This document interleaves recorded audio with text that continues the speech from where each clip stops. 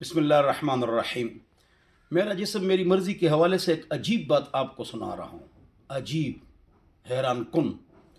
इनका अक़ीदा ये है कि अल्लाह नहीं है, मज़हब नहीं है। एथियस्ट, सेकुलर और रशिया और चाइना के मज़हब पर ये चलने वाले हैं। ये बात ये नहीं बताते हैं। हवाई नारे लगाते हैं ताकि मुसलमानों को ख़राब किया जाए।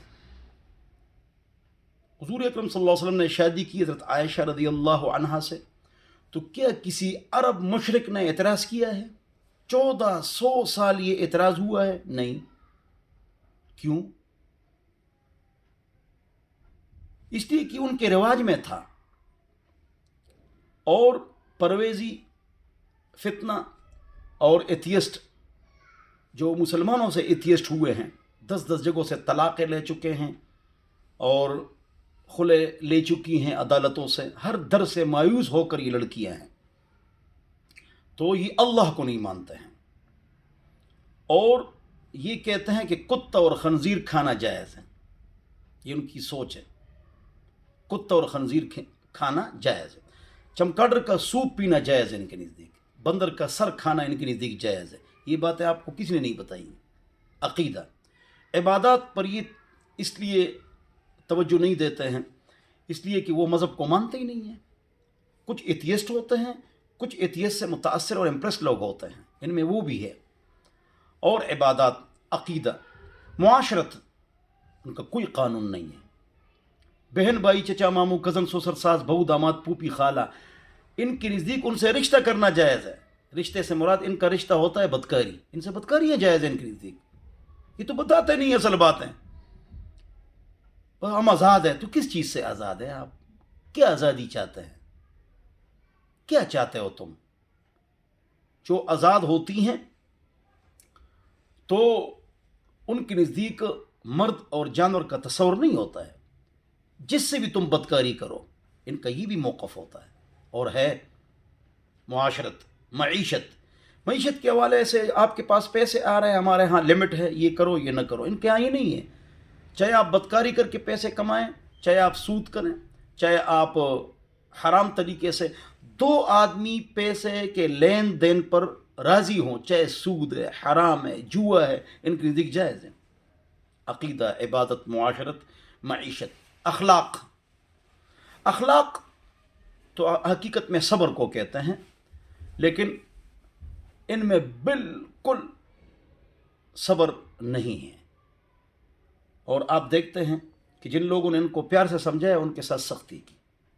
हुकूमत, हुकूमत भी इनकी ये सेकुलर चाहते हैं, सेकुलर, तो उनकी जिम्मेदारी है कि इन बातों का जवाब दे कि आया आप अल्लाह को नहीं मानते हैं? आपके नज़दीक बंदर, कुत्ता, खंजीर खाना जायज़ है?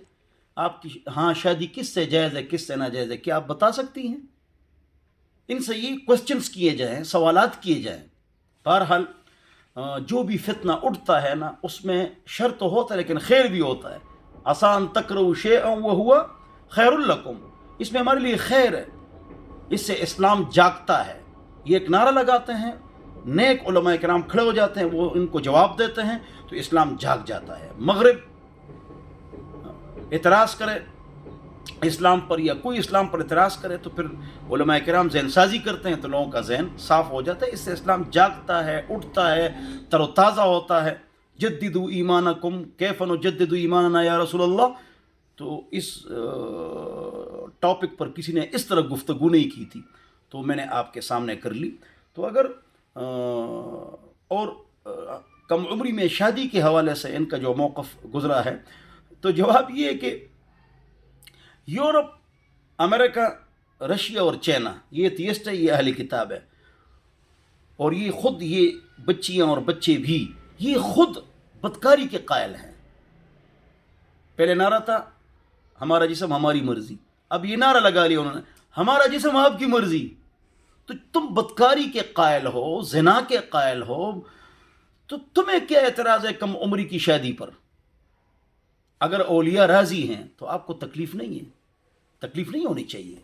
अल्लाह हम सबको समझ अता फरमाए। इनका मौक़िफ़ ये है कि मुसलमानों के जहन को सामने रख कर उन पर साइकोलॉजी हिट मारना इनका काम है کہ جی کم عمری میں شادی ہو گئی اور سب کو خاموش کیا گیا اور عقل مند کے لیے اشارہ کافی ہے.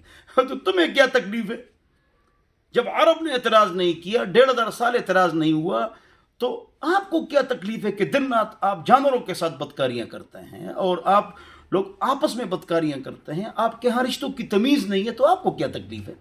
صرف مسلمانوں کو خراب کرنا چاہتے ہو. لیکن وَيَمْكُرُونَ وَيَمْكُرُ اللَّهُ وَاللَّهُ خَيْرُ الْمَاكِرِينَ. والسلام.